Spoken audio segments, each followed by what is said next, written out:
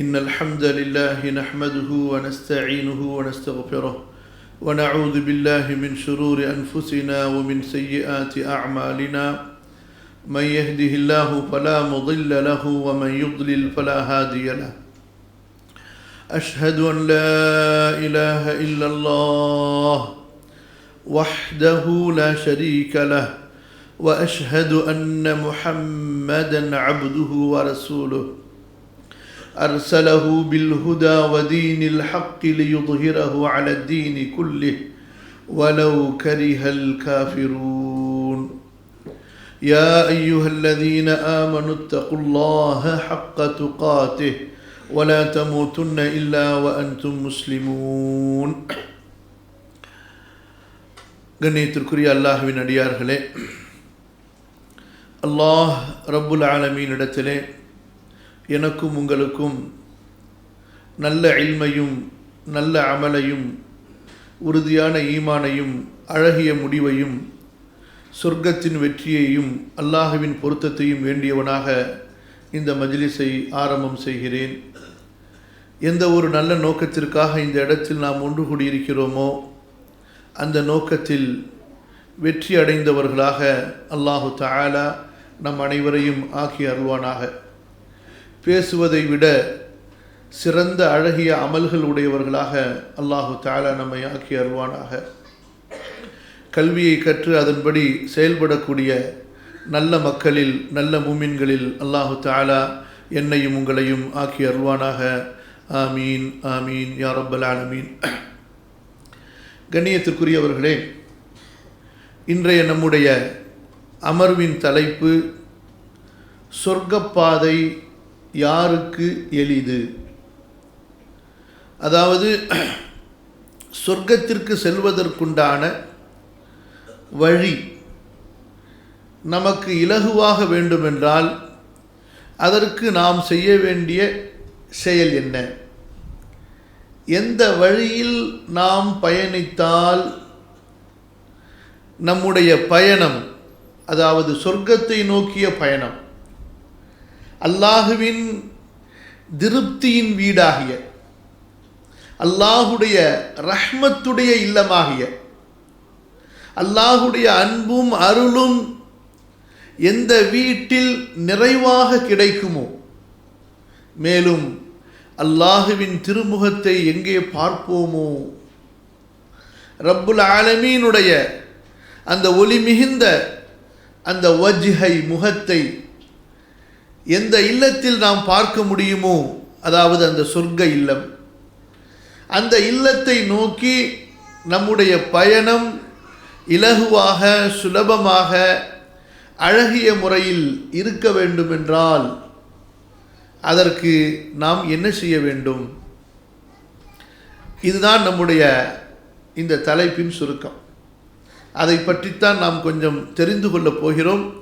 தெரிந்த விஷயங்களை வெறும் செவிக்கு மட்டும் ஒரு சுவையாக விருந்தாக ஆக்கிவிடாமல் கல்விலே உள்வாங்கி வாழ்க்கையிலே மாற்றத்தை கொண்டு வருவதற்கு நீங்களும் நானும் கண்டிப்பாக முயற்சி செய்ய வேண்டும்.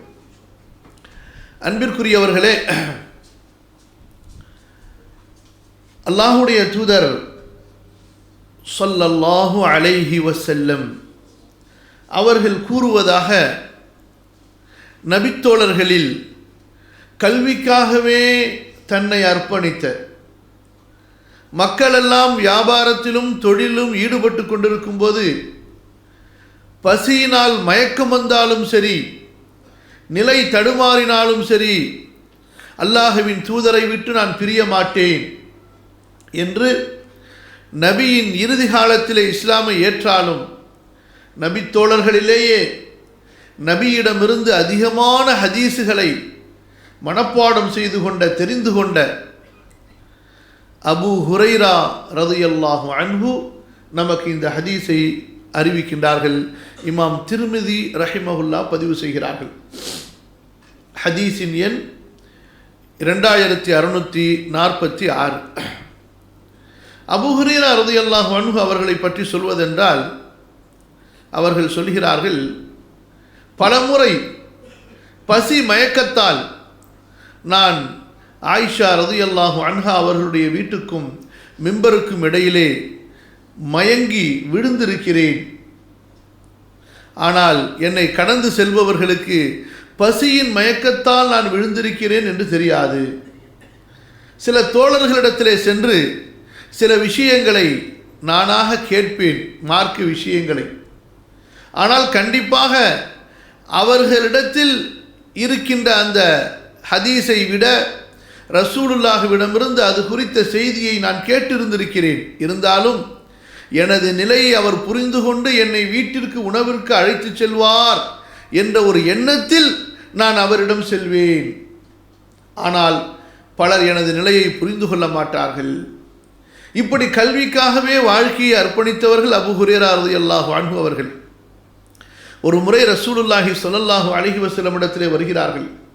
அல்லாஹ்வுடைய தூதரே, நான் உங்களிடத்திலே பல ஹதீஸுகளை கேட்கிறேன். எனது நினைவாற்றலிலே கொஞ்சம் பலவீனம், கொஞ்சம் சோர்வு இருக்குமோ என்று நான் பயப்படுகிறேன். உங்களிடத்தில் கேட்கின்ற விஷயங்களில் எதையும் நான் மறந்துவிடக்கூடாது. எனக்காக அல்லாஹ்விடத்திலே துஆ செய்யுங்கள் என்று அல்லாஹ்வுடைய தூதர் ஸல்லல்லாஹு அலைஹி வஸல்லம் அவர்களிடத்திலே கூற, நபி அவர்கள் அபூ ஹுரைராவின் நெஞ்சின் மீது கை வைத்து அல்லாஹ்விடத்திலே துஆ செய்கிறார்கள். அதற்கு பிறகு அபூ ஹுரைரா ரலியல்லாஹு அன்ஹு அவர்கள் சொல்கிறார்கள், ரசூலுல்லாஹ்விடமிருந்து கேட்ட எந்த ஒரு செய்தியையும் நான் அதற்கு பிறகு மறந்ததே இல்லை என்று. இப்படி கல்விக்காகவே பல விஷயம், அதாவது கல்விக்காகவே தன்னை அர்ப்பணித்துக் கொண்ட நபித்தோழர்களில் ஒருவர் தான் அபூ ஹுரைரா ரலியல்லாஹு அன்ஹு அவர்கள். அவர்கள்தான் இந்த ஹதீஸை அறிவிக்கின்றார்கள். சொர்க்க பாதை எப்படி எளிதாகும் என்ற அந்த ஹதீஸை நமக்கு அறிவிக்கக்கூடிய சஹாபியும் இந்த அபூ ஹுரைரா ரலியல்லாஹு அன்ஹு அவர்கள்தான். அவர்கள் சொல்கிறார்கள், மன் சலக தரீகன் யல்தமிசு ஃபீஹி இல்மன் சஹ்ஹலல்லாஹு லஹு தரீகன் இலல் ஜன்னா. நபி ஸல்லல்லாஹு அலைஹி வஸல்லம் சொன்னார்கள், யார் ஒரு பாதையில், ஒரு வழியில் இல்மை தேடியவராக செல்வாரோ அல்லாஹு தஆலா அவருக்கு சொர்க்கத்தை நோக்கிய பாதையை லேசாக்கி விடுகின்றான். ஹதீஸுடைய அந்த கருத்து புரிகிறதா? யார் ஒருவர் கல்வியை தேடி, இல்மை தேடி, நபி அவர்கள் சொன்னார்கள் இல்மா. நீங்கள் அல் குர்ஆனிலும் பார்க்கலாம். சூரா தாஹா 20வது அத்தியாயம் 114வது வசனம், ரப்பி ஜித்னி இல்மா, என் இறைவா எனக்கு இல்மை அதிகமாக கொடு. இந்த இடத்திலும் இல்ம் என்ற அந்த பதம் அரபி இலக்கணப்படி இல்மா நக்கிராவாக இருக்கிறது. அதாவது உன் பக்கம் சேர்ப்பிக்கக்கூடிய, உன் பக்கம் நெருக்கமாக்கக்கூடிய, உன்னுடைய விருப்பத்தை எனக்கு கற்றுத்தரக்கூடிய, உன்னுடைய விருப்பு எது என்று எனக்கு தெரிவித்து அதிலிருந்து நான் விலகிக்கொள்ள என்னை தூண்டுகின்ற எல்லா வகையான இல்ம். ஆகவேதான் நக்கீராவாக அங்கே சொல்லப்படுகிறது. எனக்கு கல்வியை அதிகப்படுத்தி கொடு என் இறைவா. அல்லாஹு தஆலா கல்வியை இரண்டாக வைத்திருக்கிறான். ஒன்று மனிதனாக தேடிக்கொள்கின்ற கல்வி. இந்த கல்வியை கற்றுக் கொடுப்பதற்காக வானத்திலிருந்து வேதம் இறங்க வேண்டும் என்றோ இறை தூதர்கள் வழிகாட்ட வேண்டும் என்றோ அவசியம் இருக்காது. ஆனால் அதில் எப்படி பயணிக்க வேண்டும் என்பதை சரி செய்வதற்கு, நேர்படுத்துவதற்கு உங்களுக்கு அல்லாஹ்வின் புறத்திலிருந்து வழிகாட்டுதல் தேவை. மனிதர்களாக தேடிக்கொள்ளக்கூடிய, ஆராய்ச்சி செய்து கண்டுபிடித்துக் கொள்ளக்கூடிய இல்ம்.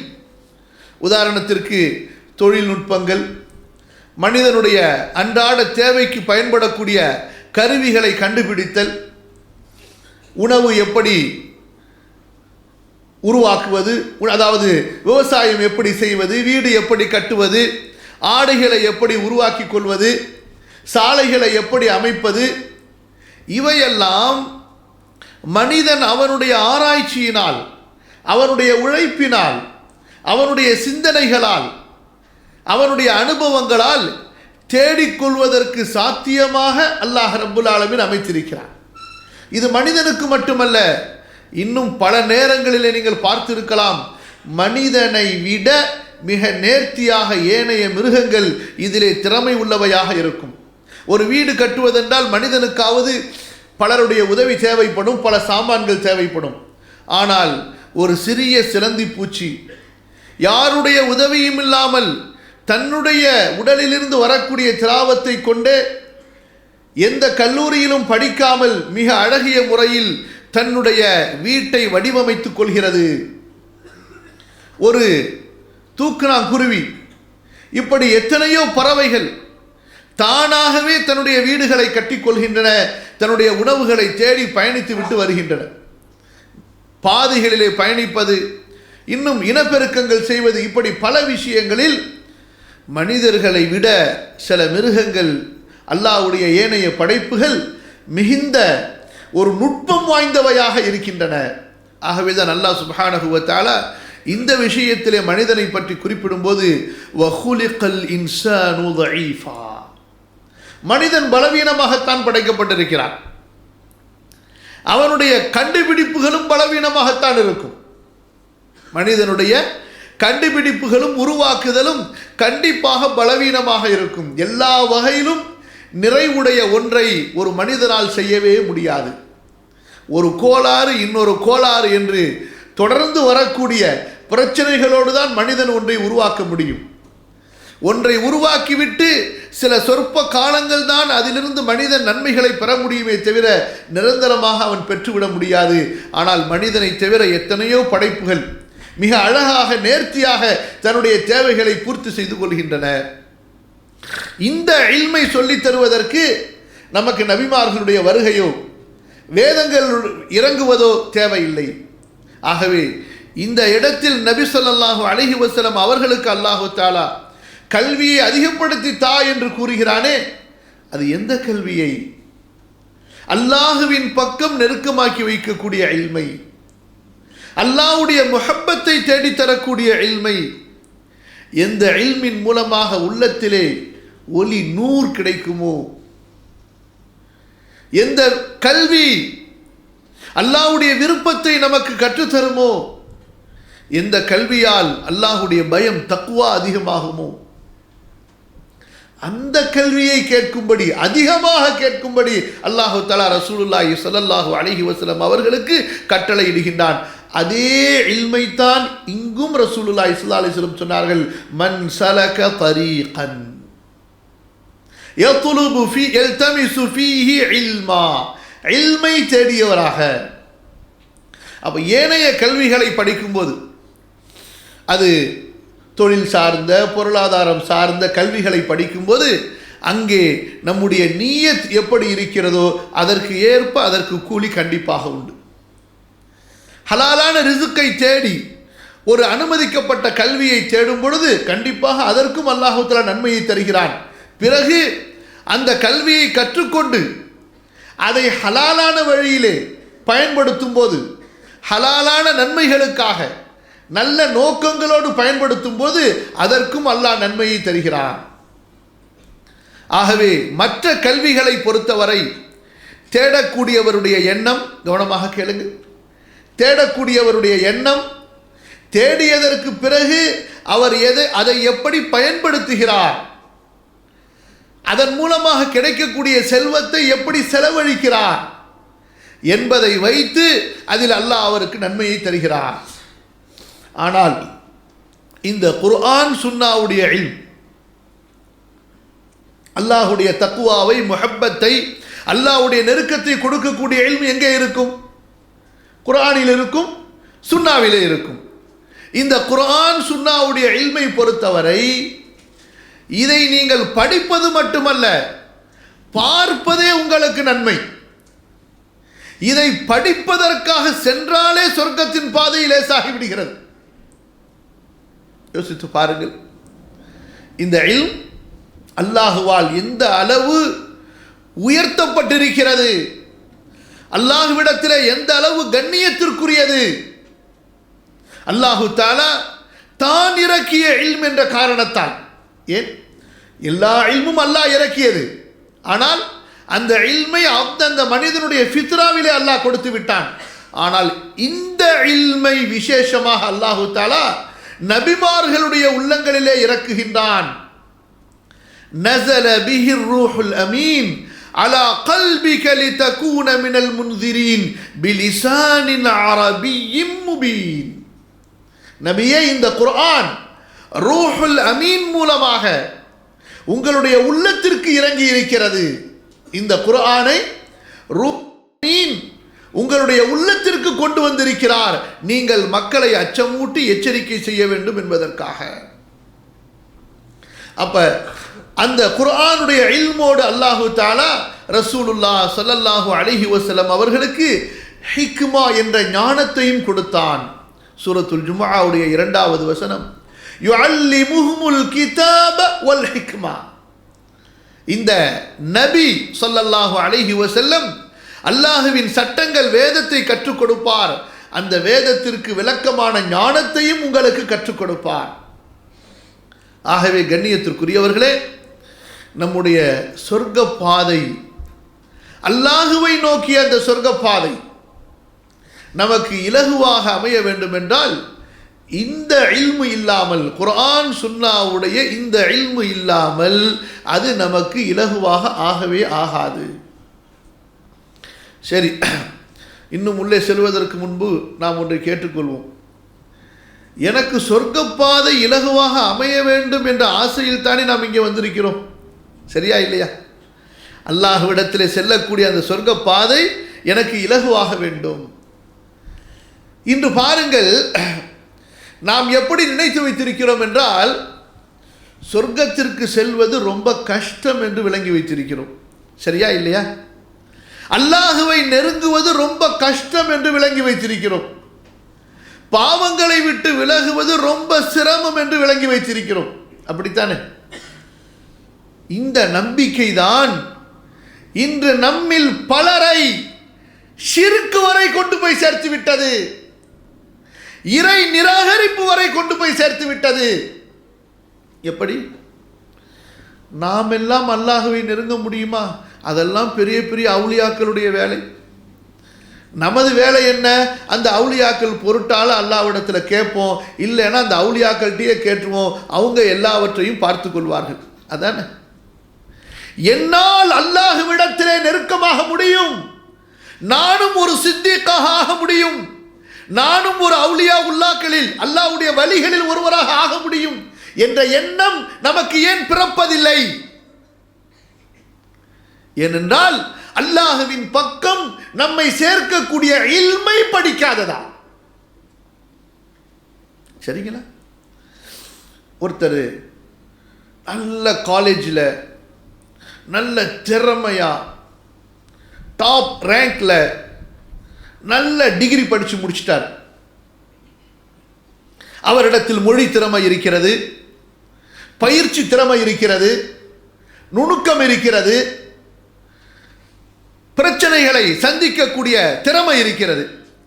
இந்த மனிதர் எந்த அளவு கான்ஃபிடென்டலாக, உறுதியாக இருப்பார், என்னால் இந்த துன்யாவை எதிர்கொள்ள முடியும், என்னால் சம்பாதிக்க முடியும், என்னால் ஒரு பெரிய செல்வந்தனாக ஆக முடியும், என்னால் ஒரு பெரிய வியாபாரியாக ஆக முடியும், என்னால் ஒரு பெரிய தொழில் வல்லுநராக, ஒரு கண்டுபிடிப்பாளராக ஆக முடியும் என்று இவருக்கு மனதில் உறுதி இருக்குமா இருக்காதா? சொல்லுங்கள், சொல்லுங்க. இந்த காலத்தில் படிக்கிறவங்க வேற விஷயம். இந்த காலத்தில் படிப்பு என்பது எங்கே தான் படித்து கொடுக்கப்படுகிறது? வேலை செய்யும் இடத்தில் தான் படித்து கொடுக்கப்படுகிறது. படிக்கிற கல்லூரிகளில் என்ன கொடுக்கப்படுகிறது? பட்டம் கொடுக்கப்படுகிறது, பேப்பர் கொடுக்கப்படுகிறது, அவ்வளவுதான். அது வேற விஷயம். ஒரு நல்ல திறமையோடு படித்து வரக்கூடியவருக்கு என்னால் அமெரிக்கா சென்று சம்பாதிக்க முடியும், என்னால் ஒரு பெரிய நிறுவனத்திலே வேலை வாங்க முடியும், என்னால் ஒரு பெரிய தொழிற்சாலையை நிர்வகிக்க முடியும் என்ற உறுதி இருக்கிறதா இல்லையா? இருக்கிறதா இல்லையா? அந்த திறமை உள்ளவருக்கு. ஏன்? அதை கற்றார். அதனுடைய ஒவ்வொரு நுணுக்கங்களையும் அவர் ஆழமாக படித்தார், தெரிந்தார், அதற்காக நேரத்தை செலவு செய்தார். எனவே எனக்கு செல்வத்தை அதிகமாக சம்பாதிக்க முடியும், பெரிய பணக்காரராக ஆக முடியும், பெரிய தொழிலதிபராக ஆக முடியும் என்ற மன உறுதி அவருக்கு ஏற்படுகிறது. இந்த மன உறுதிக்கு பின்னால் அவரிடத்திலே மறைந்திருக்கக்கூடியது என்ன? கல்வி. அதானே சொல்லுங்க, இல்லையா? அந்த கல்வியின் மீது தான் தன்னுடைய மன உறுதியை அவர் கட்டுமானிக்கின்றார், நிர்மாணிக்கின்றார். அந்த கல்வி இல்லாத ஒரு மனிதன், இப்போ ஒரு சாதாரண ஒரு விவசாயியோ அல்லது கிராமத்தில் இருக்கக்கூடிய படிப்பறிவு இல்லாத ஒரு மனிதன், அந்த மனிதனுடைய நிலை என்ன இருக்கும்? யாரை பார்த்தாலும் பயப்படுவான். சரியா இல்லையா? வாழ்க்கையில் நான் என்ன செய்வேன், என்ன சம்பாதிப்பேன், எனக்கு ஏதாவது என்னுடைய வயிற்றின் அந்த பசியை போக்குவதற்கு ஏதாவது ஒரு சின்ன கூலி வேலை கிடைக்காதா? ஒருவேளை உணவுக்குண்டான அந்த சம்பாதிப்பதற்குண்டான ஒரு வேலை கிடைக்காத, அது எனக்கு போதும் என்று அவன் இருப்பான். எனக்கு ஒன்றும் தெரியாது, ஏதாவது தூக்க முடியும், சுமக்க முடியும், ஏதாவது இறக்க முடியும், ஏற்ற முடியும் என்று அவன் இருப்பான். ஒரு படித்த பட்டதாரி இடத்திலே, திறமை உள்ளவனிடத்திலே இருக்கக்கூடிய அந்த உறுதி நம்பிக்கை படிக்காத பலவீனமான ஒரு மனிதனிடத்தில் இருக்குமா? இருக்காது. அந்த இல்மின் அடிப்படையிலே அமைந்திருக்கின்ற உறுதியை பார்க்கிறோம். இன்று கண்ணியத்திற்குரியவர்களே, இதே விஷயத்தை அப்படியே மார்க்கத்திற்குள் கொண்டு வாருங்கள், அல்லாஹ்வுடைய தீனுக்குள் கொண்டு வாருங்கள். அல்லாஹ்வை நான் நெருங்க முடியும், அல்லாஹ் என் மீது விருப்பம் கொள்வான், அவனுக்கு விருப்பமானதை நான் செய்தால் அல்லாஹ்வுக்கு எது பிடிக்கும் என்று எனக்கு தெரியும். அபூபக்கர் எப்படி ரலியல்லாஹு அன்ஹு அல்லாஹ்விடத்திலே நெருங்கினாரோ, பிலால் எப்படி நெருங்கினாரோ, உமர் எப்படி நெருங்கினாரோ ரலியல்லாஹு அன்ஹும் அஜ்மஈன். ஒவ்வொரு நபித்தோழர் அல்லாஹ்விடத்திலும் ரசூலிடத்திலும் எப்படி நெருக்கத்தை பெற்றார் என்பதை தெரிந்திருந்தால், அல்லாஹ்வுக்கு எது பிடிக்கும் பிடிக்காது என்பதை தெரிந்திருந்தால், எது ஹலால் எது ஹராம் என்பதை தெரிந்திருந்தால், நமக்கும் இந்த உறுதி ஏற்பட்டிருக்குமா? இருக்காதா? நிராசை அடைவோமா? குஃபருடைய ஒரு வகைதான் நிராசை. இன்று பலரிடத்திலே பார்க்கிறோம், நான்லாம் துவா செஞ்சு அல்லாஹ் ஏற்றுக்கொள்வானா? தொழுவார்கள், தொழுது விட்டு கூட அல்லாஹ்விடத்திலே உறுதியோடு, யா அல்லாஹ் என் பிரார்த்தனையை ஏற்றுக்கொள், நீ கண்டிப்பாக ஏற்றுக்கொள்வாய், எனது தொழுகை கண்டிப்பாக ஏற்றுக்கொள்ளப்படும், அல்லாஹ் ஏற்றுக்கொள்வான் என்ற உறுதியோடு நம்மால் சொல்ல முடிகிறதா? ஏன்? தொழுகை எப்படி என்றே கற்றுக்கொள்ளவில்லை. சரிதானே? ஒரு விஷயத்தை கற்று செய்திருந்தால் அது சரி தவறு என்று சொல்ல முடியும், சரியா அல்லது தவறா என்று சொல்ல முடியும். ஒரு விஷயத்தை கற்று சரியாக படித்து அதை எப்படி செய்ய வேண்டும் என்பதை தெரிந்திருந்தால் கண்டிப்பாக நான் செய்தது சரி அல்லது தவறு என்று சொல்ல முடியும். இன்று கண்ணியத்திற்குரியவர்களே, நம்முடைய நிலை மார்க்கத்தில் என்னவென்றால், எங்கோ கேட்டோம், எப்போதோ கேட்டோம், அவர் சொன்னார் இவர் சொன்னார் என்றுதான் நம்முடைய நிலை ஓடிக்கொண்டிருக்கிறதே தவிர, அல்லாஹ்வுடைய வேதத்தையும் நபி ஸல்லல்லாஹு அலைஹி வஸல்லமுடைய சுன்னாவையும் முறையாக கற்றுக்கொள்ளக்கூடிய இல்ம், அந்த சபை, அதிலே நாம் கலந்து கொள்கிறோமா? அந்த இல்மை நாம் தேடுகிறோமா? அந்த இல்முக்காக நான் என்ன முயற்சி செய்கிறேன்? எனது குடும்பம் என்ன முயற்சி செய்கிறது? என்னுடைய பிள்ளைகளுக்கு நான் என்ன வழிகளை அதற்காக உருவாக்கி தந்திருக்கிறேன்? எத்தனை நமது குடும்பத்தில் பிள்ளைகள், நமது பிள்ளைகள் 10வது வகுப்பு படிக்கிறார், மார்க் என்ன? எல்லாவற்றிலும் டாப். இப்படித்தான் ஒரு கோடைக்கால பயிற்சி வகுப்பிலே, நமது மாணவர்களுக்கான விசேஷமான கல்வி வகுப்பிலே 10வது படித்தவர்கள், 12வது படித்தவர்கள், அவர்களுக்கு கொள்கையை பற்றி சொல்லிக் கொடுத்து கொண்டிருக்கும் பொழுது, ஈசா, ஜீசஸ் அலைஹி ஸலாத்து வஸலாம் இவர்கள் யார் என்று கேட்டால், ஒரு மாணவன் பதில் சொல்கிறான், அவர் சன் ஆஃப் காட் என்று. முஸ்லிம் மாணவன். இன்னும் ஒரு இடத்திலே ஹஜ்ஜுக்கான வகுப்பு நடைபெறுகிறது. ஹஜ்ஜுடைய வகுப்பு, ஹஜ்ஜுடைய சட்டங்கள், உம்ராவுடைய சட்டங்களை சொல்லிக் கொடுத்து கொண்டிருக்கிறோம். அப்போது எனக்கு நேராக இருந்த ஒரு வாலிப பையன் கல்லூரியிலே 1ஆம் ஆண்டு படித்துக் கொண்டிருக்கிறான். அவனுடைய பார்வையிலிருந்து என்னால் யூகிக்க முடிந்தது, நான் பேசுகின்ற பேச்சுகளில் இவனுக்கு எதுவும் புரியவில்லை என்று. ஏனென்றால் இஸ்லாமிய மரபு வழக்கு வார்த்தைகள் மலக், நபி, ரசூல், அல்லாஹ், ஜன்னத், ஜஹன்னம், மக்கா, காபா, மதீனா, இந்த வார்த்தைகள் எல்லாம் அவனுக்கு புதிதாக தெரிகிறது. நான் கொஞ்சம் யூகித்துக் கொண்டு அந்த இடத்திலே ஜிப்ரீல் அலைஹிஸ்ஸலாம் அவர்களை பற்றி பேசிக் கொண்டிருந்தேன். அப்போது அந்த பையனிடத்தில் கேட்டேன், யூ நோ ஹூ இஸ் ஜிப்ரீல்? ஜிப்ரீல் என்றால் உனக்கு யார் என்று தெரியுமா என்று கேட்டபோது அவன் சொன்னான், I don't know who is, எனக்கு தெரியாது அவர் யார் என்று. தந்தைக்கு இவ்வளவு பெரிய தாடி இருக்கிறது. தன்னுடைய மகன் கல்லூரியிலே படிக்கின்றான், குறைந்தது 17 வயதை அவன் அடைந்திருக்கிறான். அவனுக்கு யார் தெரியவில்லை, ஜிப்ரீல் யார் என்று தெரியவில்லை அலைஹிஸ்ஸலாத்து வஸ்ஸலாம். பிறகு இவரிடத்தில் அல்லாஹ் என்றால் யார் என்று கேட்டால் என்னவென்று தெரியும்? யோசித்து பாருங்கள். கண்ணியத்திற்குரியவர்களே, இன்று நம்முடைய நிலை அப்படி இருக்கிறது. அல்லாஹ்வுடைய இந்த இல்மை படிக்காத காரணத்தால், குர்ஆன் சுன்னாவுடைய இந்த இல்மை அறிந்து கொள்ளாத காரணத்தால் நமக்கும் அல்லாஹ்வுக்கும் இடையிலே மிகப்பெரிய தூரம் இருக்கிறது. ஆனால் நம்மில் பலரோ நினைத்துக் கொண்டிருக்கிறோம், நான் அல்லாஹ்விற்கு நெருக்கமாகி கொண்டிருக்கிறேன் என்று. நல்ல எண்ணம் வைக்க வேண்டும், ஆனால் நல்ல அமல்களை செய்து நல்லெண்ணம் வைக்க வேண்டும். சரியா? நாமோ கல்வியில் பலவீனம், அமல்களிலே தவறு, நம்பிக்கையிலே கோளாறு, இவ்வளவெல்லாம் இருந்து கொண்டு நாம் என்ன நினைத்துக் கொண்டிருக்கிறோம்? அல்லாஹ்வுக்கு நாம் நெருக்கமானவர்கள். நபித்தோழர்கள், சஹாபாக்கள், தாபிஈன்கள் கல்விக்காகவே வாழ்ந்து இல்மை தேடி அமல்களை செய்துவிட்டு அவர்கள் பயந்து கொண்டிருந்தார்கள், அல்லாஹ்விடமிருந்து நாம் தூரமாகி விடுவோமோ என்று. நமக்கும் அவர்களுக்கும் உள்ள வித்தியாசத்தை பார்த்தீர்களா? இந்த கண்ணியத்திற்குரியவர்களே, நாம் நம்மை மிகப்பெரிய சுய பரிசோதனை செய்து கொள்ள வேண்டிய கட்டாயத்திலே இருக்கின்றோம். இல்முடைய இந்த அவசியம் என்பது உணவின் அவசியத்தை விட, நீரின் அவசியத்தை விட, ஏன் இன்னும் அதிகமாக சொல்லலாம், சுவாசிக்கின்ற காற்றின் அவசியத்தை விட நமக்கு இந்த இல்மு அவசியம். சரியா? ஒரு இடத்துல ஆக்சிஜன் டைட் ஆயிடுச்சு, ஆக்சிஜனே இல்லை சுவாசிப்பதற்கு, என்ன ஆகும்?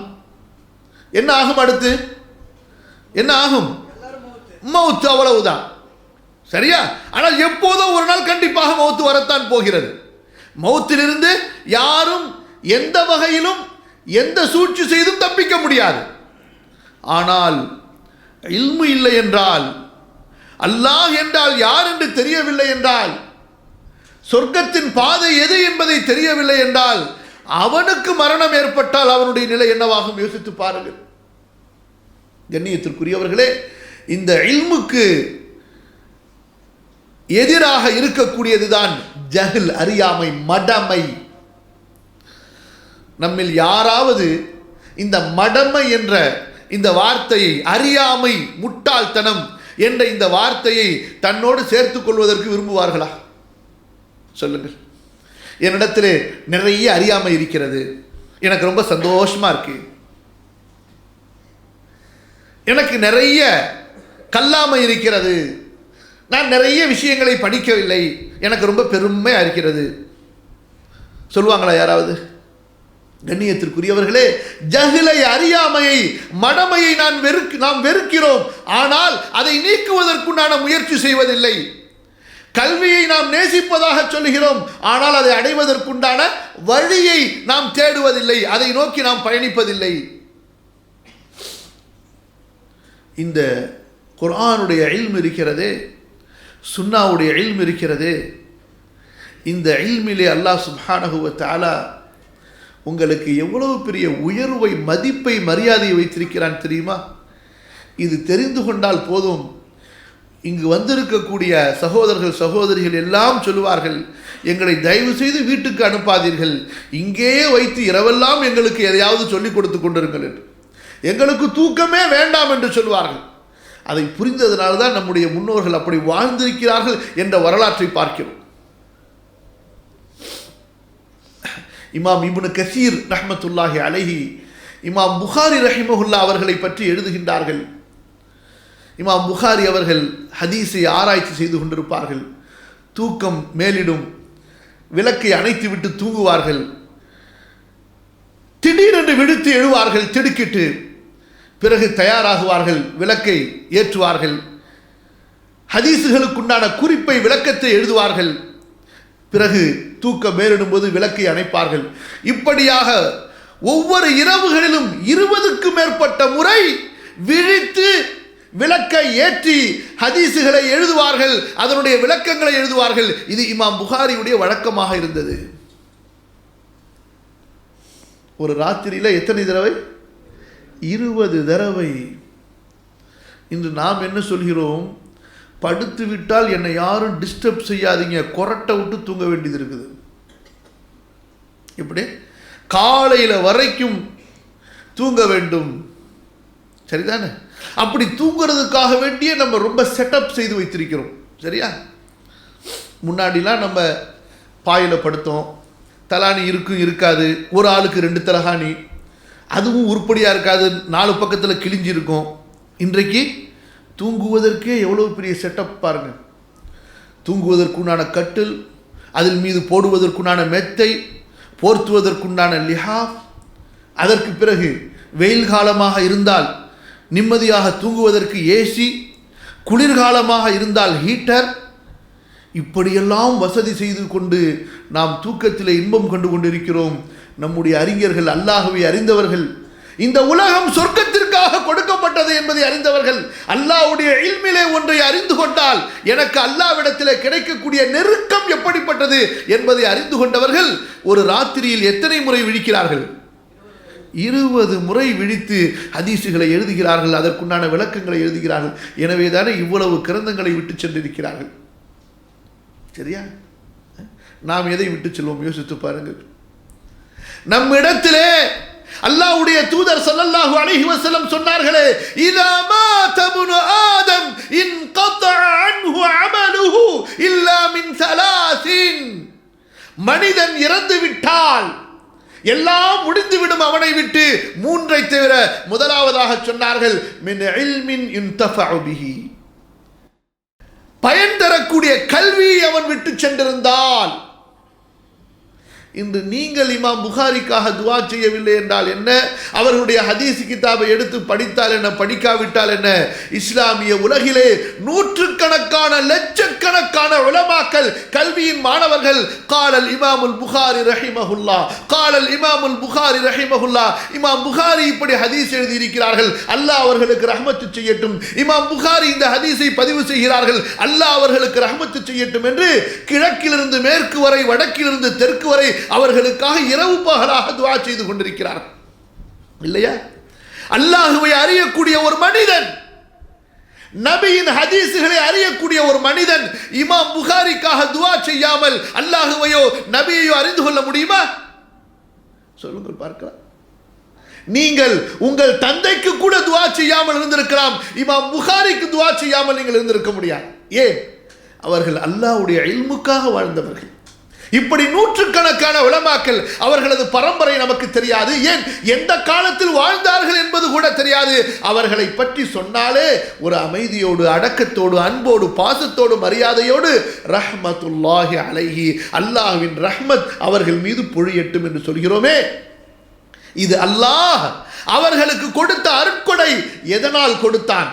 எத்தனையோ வணக்கசாலிகள் இருந்தார்கள் அந்த காலத்திலே, எத்தனையோ மன்னர்கள் இருந்தார்கள், அவர்களுக்கெல்லாம் இந்த துஆ செய்யப்படுகிறதா? இல்லையே. யாருக்கு துஆ செய்யப்படுகிறது? அல்லாஹ்வுடைய இல்மை கற்று, அந்த இல்மை போதித்து, அந்த இல்முக்காக எதையோ ஒன்றை இந்த உலகத்திலே வரக்கூடிய மக்கள் பயன்பெறும்படி விட்டு சென்றார்களே, அந்த உலமாக்களுக்காக செய்யப்படுகிறது, இல்லையா? இன்று நாம் என்ன செய்து வைத்திருக்கிறோம்? நமக்காக நல்ல கரெக்டாக கால்குலேஷன் போடுறோம், கணக்கு வழக்கு பார்க்கிறோம்.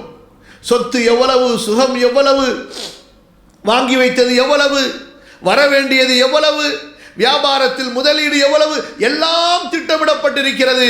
ஆனால் மறுமைக்குண்டான திட்டம் இல்லை. கண்ணியத்திற்குரியவர்களே, அல்லாஹ்வுக்கு பிடிக்காத குணங்களில் சிஃபத்துகளிலே ஒன்று ஜஹல், மடமை. இஸ்லாம் இந்த மடமை என்ற இருளை போக்குவதற்காக வந்த ஒளி இது. இஸ்லாம் என்பது என்ன? ஒளி இது. அல்லாஹு தஆலா நபியை இருளிலிருந்து ஒளியின் பக்கம் அழைப்பதற்காகவே அனுப்பினான். குர்ஆன் ஒளி, சுன்னா ஒளி. உங்களுக்கு ஒன்று தெரியுமா? நீங்கள் ஹதீஸை படிக்க ஆரம்பியுங்கள். ரசூலுல்லாஹி ஸல்லல்லாஹு அலைஹி வஸல்லம் உடைய ஹதீஸை கற்றுக்கொள்ள ஆரம்பியுங்கள். உங்களது முகத்தில் அல்லாஹ் ஒரு செழிப்பை கொடுப்பான். உங்களது வாழ்க்கையிலே அல்லாஹ் ஒரு பரக்கத்தை கொடுப்பான். நீங்கள் பெரிய பட்டத்தை படித்துவிட்டு கை நிறைய கட்டுக்கட்டாக வாங்குவதிலே பரக்கத்தை பார்க்காதீர்கள். பரக்கத்தை நபியின் சுன்னாவுடைய இல்மிலே பாருங்கள். நம்மிலே யாருக்காவது ரசூலுல்லாவுடைய துஆ வேண்டாம் என்று சொல்பவர்கள் யாராவது இங்கே இருக்கிறார்களா?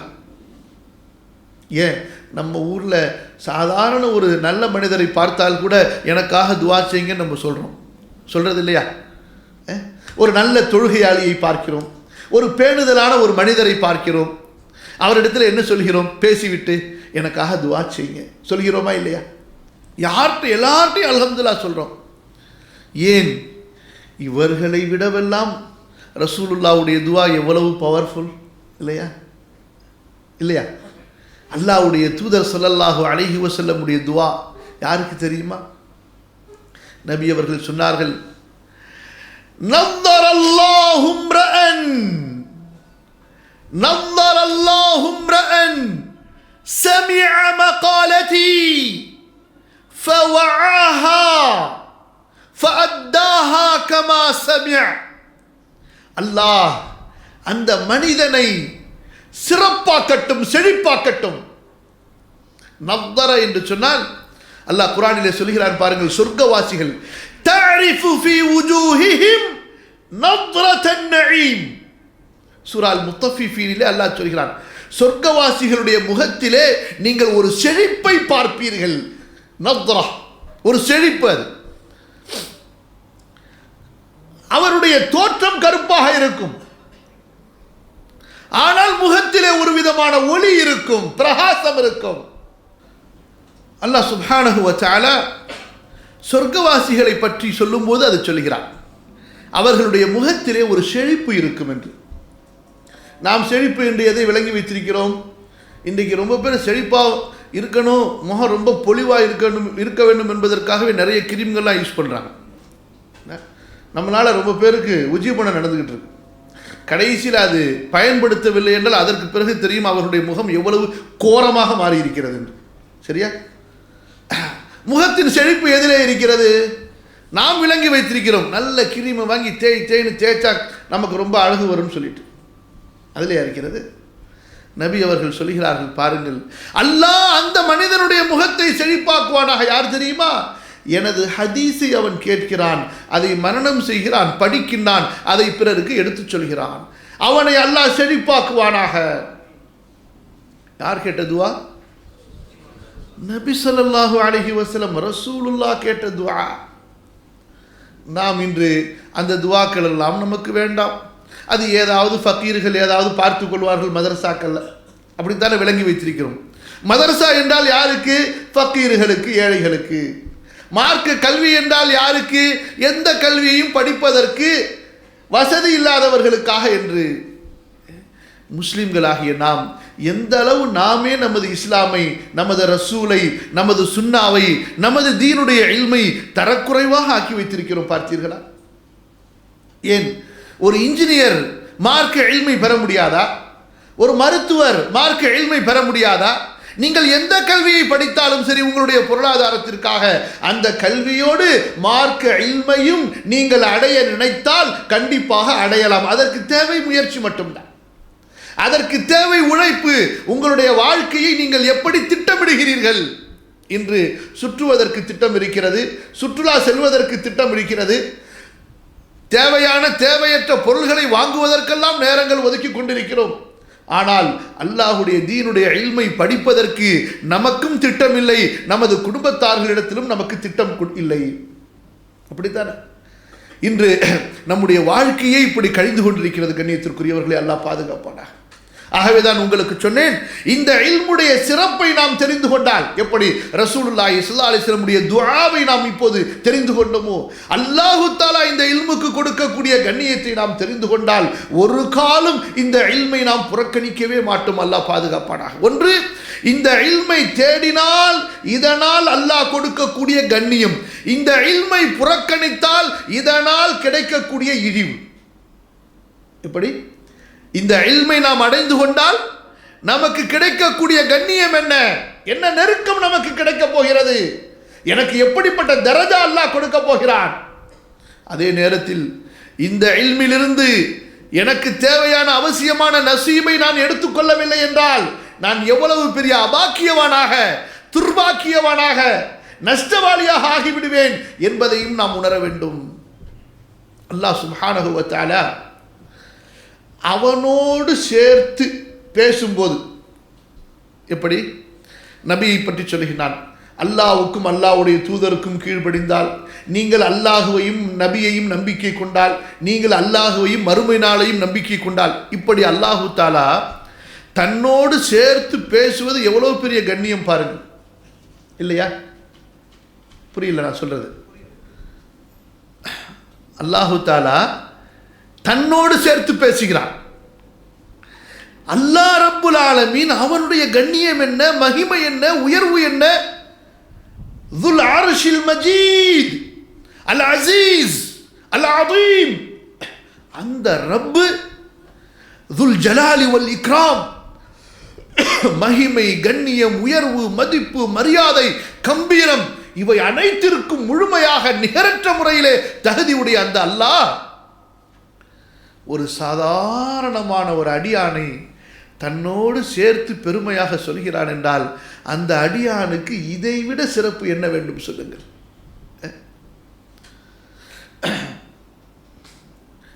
அந்த வசனத்திற்குள் செல்வதற்கு முன்பாக குர்ஆனிலே அல்லாஹ் சுப்ஹானஹு வ தஆலா ஒரு சூறாவை வைத்திருக்கிறான், 31வது சூரா. அந்த சூராவின் பெயர் என்ன? சூரத்து லுக்மான். சூரத்து லுக்மான். எப்படி ஒரு நபியின் பெயரால் சூரா ஹூத், சூரா நூஹ், சூரத்து இப்ராஹிம், சூரத்து யூசுப் என்று ஒரு நபிமார்களின் பெயர்களிலே சூரா இருப்பதை போன்று லுக்மான் என்ற பெயரிலே அல்லாஹ் ஒரு சூறாவை வைத்திருக்கிறானே. நான் சொல்வதை கவனிக்கிறீர்களா? லுக்மான் என்ற பெயரிலே ஒரு சூறாவை அல்லாஹ் வைத்திருக்கிறானே. நம்மில எத்தனை பேர் இந்த லுக்மான் யார், இவருடைய பெயரிலே ஒரு சூறாவை அல்லாஹ் இறக்கி அதிலே ஞானங்களின் பொக்கிஷங்களை அல்லாஹ் நிரப்பி வைத்திருக்கிறானே.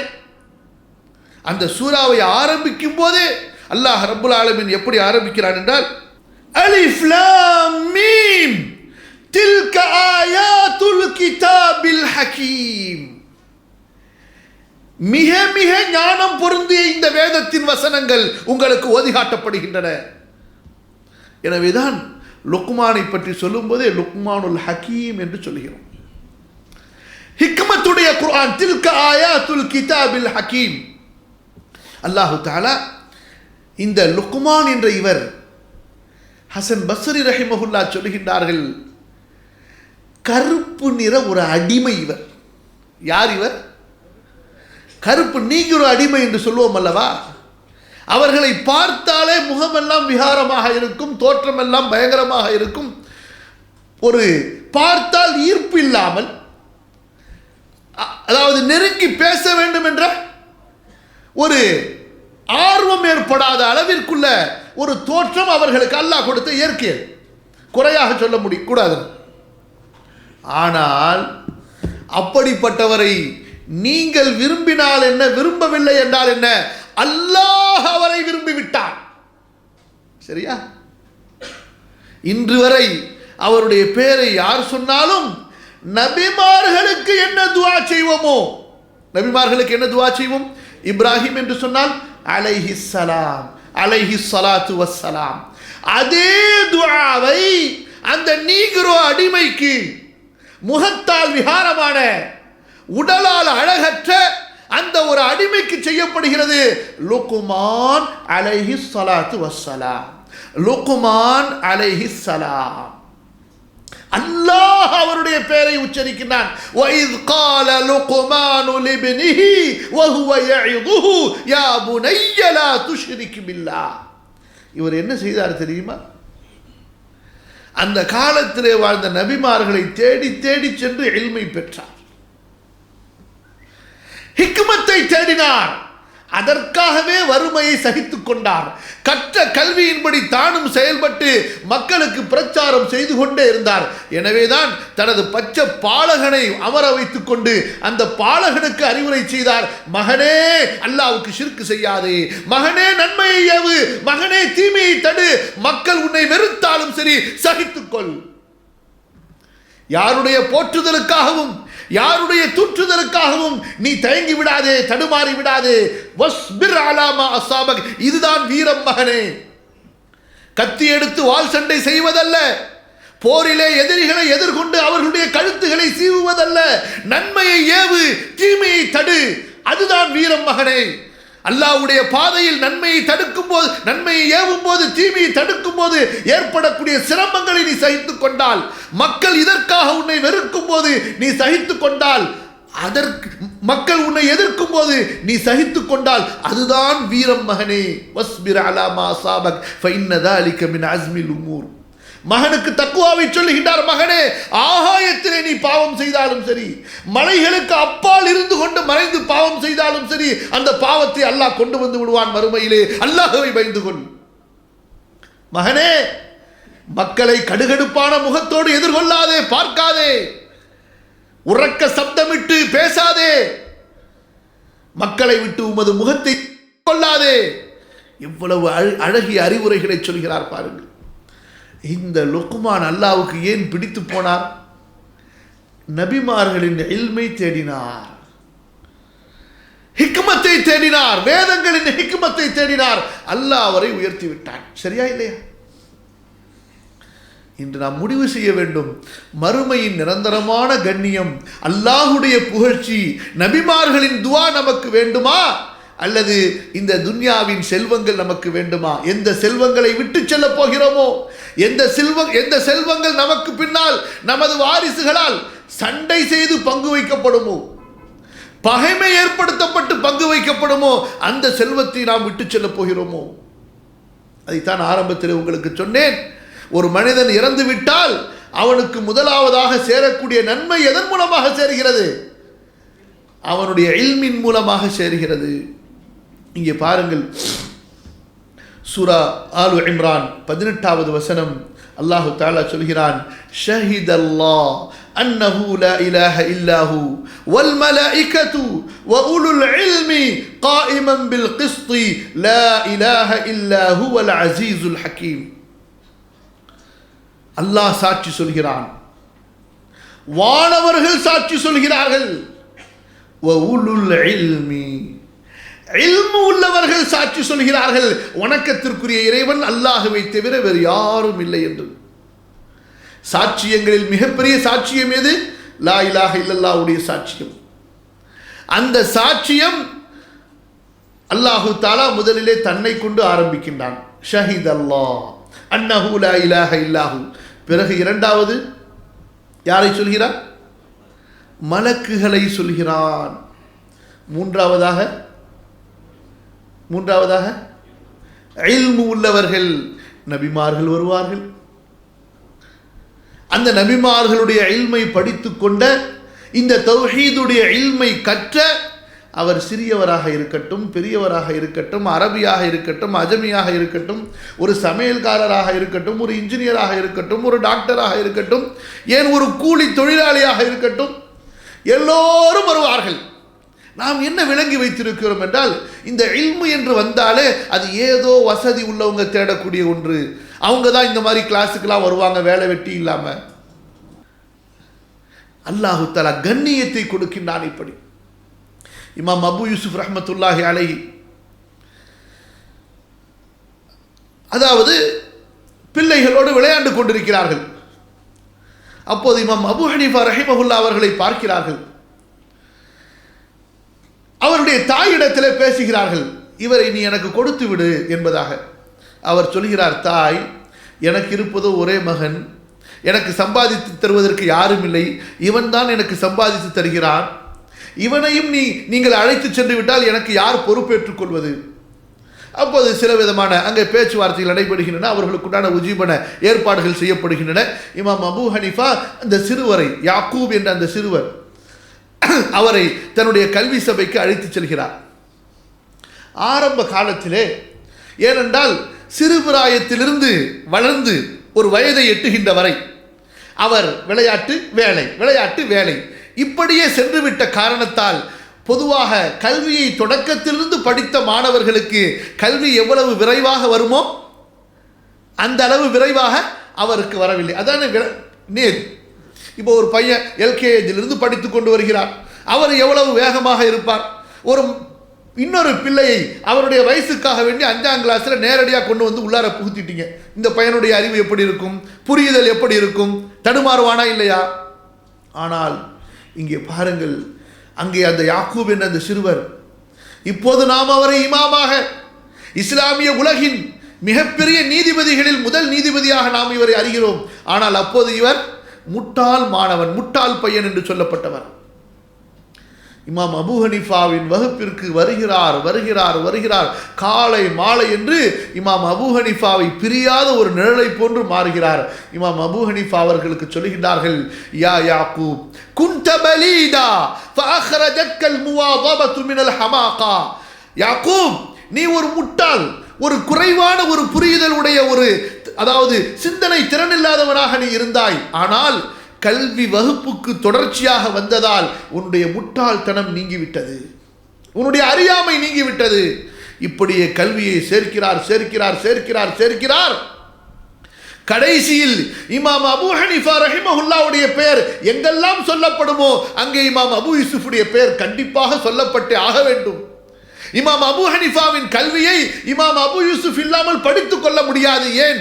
இஸ்லாமிய அரசுகள், அரசாங்கங்கள், அதனுடைய அரசியல் அமைப்பு, பொருளாதார அமைப்பு, அதனுடைய குற்றவியல் சட்டங்கள், இவற்றையெல்லாம் நுணுக்கமாக ஒரு நீதித்துறையிலே கொண்டு வர வேண்டும் என்றால் இமாம் அபு ஹனீஃபாவின் கல்வி இல்லாமல் முடியாது என்ற அளவிற்கு தனது கல்வியின் அந்த ஆளுமையை, திறமையை இமாம் அவர்கள் நியமித்தார்கள் என்றால் ரசூலுல்லாஹ்வுடைய துஆவுடைய பரக்கத் இல்லையா?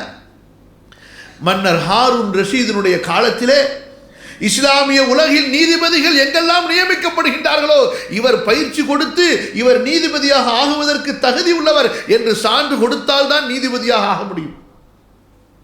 நீதிபதிகளுக்கெல்லாம் தலைமை நீதிபதியாக இருந்தார். புரிகிறதா உங்களுக்கு? இந்த கண்ணியம் அல்லாஹ் எங்கிருந்து கொடுக்கின்றான்? இந்த இல்மிலிருந்து அல்லாஹ் கொடுக்கின்றான். அல்லாஹ் தன்னோடு சேர்த்து அல்லாஹ் சாட்சியத்தை சேர்க்கிறான் என்றால் இதற்கு பிறகு வேறு என்ன கண்ணியத்தை இந்த உலகத்திலே நீங்கள் எதிர்பார்க்க முடியும்? அல்லாஹ் ஒருவரை தன்னோடு சேர்த்து சாட்சி சொல்லிவிட்டான் என்றால் பிறகு உலக மக்கள் எல்லாம் அவருக்கு விரும்பியோ விரும்பாமலோ கண்டிப்பாக கட்டுப்பட்டு பணிந்து கண்ணியப்படுத்தி ஆக வேண்டும் இல்லையா? இமாம் ஹசன் பஸ்ரி இவர்கள் யார்? அடிமையாக இருந்து, தந்தை அடிமை, கைது செய்யப்பட்டு வருகிறார்கள், பிறகு விடுவிக்கப்படுகின்றார்கள், ஒரு குடும்பத்தில் வேலைக்காரராக இருக்கிறார்கள், இல்மை கற்கிறார்கள், தீனை படிக்கின்றார்கள். அல்லாஹு தஆலா இவர்களுக்கு எவ்வளவு பெரிய கண்ணியத்தை, மதிப்பை கொடுக்கிறான் என்றால், ஒரு முறை பஸ்ராவிலிருந்து கூஃபாவுக்கு வருகிறார்கள். இவர்களை வரவேற்பதற்காக கூஃபாவுடைய ஆளுநரிலிருந்து அரசாங்க அதிகாரிகள் எல்லோரும், முஸ்லிம் இராணுவத்தினுடைய தளபதிகள் எல்லோரும், ஊருடைய செல்வந்தர்கள் எல்லோரும், ஊருடைய எல்லா மக்களும் சேர்ந்து எந்த விதமான அழைப்புதலும் இல்லாமல் மஸ்ஜிதிலே ஒன்று கூடி விடுகிறார்கள். சொல்லுங்க பார்க்கலாம். இன்று ஒருத்தரை வரவேற்கிறதுக்கு ஒரு பணக்காரரையோ, ஒரு அரசரையோ, ஒரு பதவி உள்ளவரையோ வரவேற்கிறதா இருந்தால், அவருக்கு மக்களை கூட்டுறதா இருந்தால் என்னென்ன செய்ய வேண்டியது இருக்கிறது இல்லையா? அல்லாஹ்வுடைய இல்மை படித்தவர்களுக்கு அல்லாஹ் கொடுக்கிறான் பாருங்கள். இமாம் அவர்கள் பஸ்ராவிலிருந்து புறப்பட்டு விட்டார்கள், இந்த நேரத்திலே கூஃபாவின் ஜாமியா மஸ்ஜிதிற்குள் நுழைவார்கள் என்றுதான் அவர்களுடைய மாணவர்களில் யாரோ ஒருவர் பேசினார். எந்த விதமான அழைப்பும் ஏற்பாடும் இல்லை. யாரெல்லாம் வந்து விட்டார்கள்? யார் வந்து விட்டார்கள்? பொதுமக்கள் மட்டுமல்ல, கூஃபாவின் ஆளுநரிலிருந்து, அதிகாரிகளிலிருந்து, இராணுவ தளபதிகளிலிருந்து எல்லாரும் வந்து அமர்ந்து விட்டார்கள் மஸ்ஜிதில். இமாம் அவர்கள் உள்ளே நுழைகிறார்கள். அந்த சபையில் இருந்த எல்லோரும் எழுந்து விடுகிறார்கள். அந்த சபையில் இருந்த எல்லோரும் எழுந்து விடுகிறார்கள். அப்போது அந்த ஆளுநர் சொல்கிறார், இதுதான் கண்ணியம். எங்களுக்கு நீங்கள் கொடுப்பது கண்ணியம் அல்ல, அது எங்கள் மீது பயத்தினால் நீங்கள் கொடுப்பது. அப்படிதானே? ஒரு அரசருக்கோ ஒரு ஆளுநருக்கோ ஒரு அதிகாரிக்கோ கொடுக்கப்படக்கூடிய மரியாதை எதனால்? பயத்தால். கொடுக்கவில்லை என்றால் என்ன ஆகுமோ என்று. இன்று இவருக்கு நாம் கொடுக்கின்றோமே கண்ணியம், அதுதான் அல்லாஹ் கொடுக்கக்கூடிய கண்ணியம். அது எதனால்? எதனால்? இமாம் ஹசன் பஸ்ரி என்ன பெரிய ஒரு படை பட்டாளத்தோடு சூழ்ந்து கொண்டு வந்தார்களா? எதனால் வந்தார்கள்? சாதாரண ஒரு மிஸ்கீனாக உள்ளே வருகிறார்கள். ஆனால் அவர்களுடைய உள்ளத்திலே அவர்கள் சுமந்து கொண்ட இல்ம் அவர்களுக்கு அப்படிப்பட்ட கண்ணியத்தை கொடுத்தது. அல்லாஹ்வே அவர்களை, அந்த இல்ம் உள்ளவர்களை தன்னோடு சேர்த்து கொள்ளும் பொழுது மக்கள் எப்படி மதிக்காமல் இருப்பார்கள்? அல்லாஹ் சுப்ஹானஹு வ தஆலா இதைத்தான் சூரா அல் முஜாதிலாவுடைய 11வது வசனத்திலே சொல்கிறான் பாருங்கள்.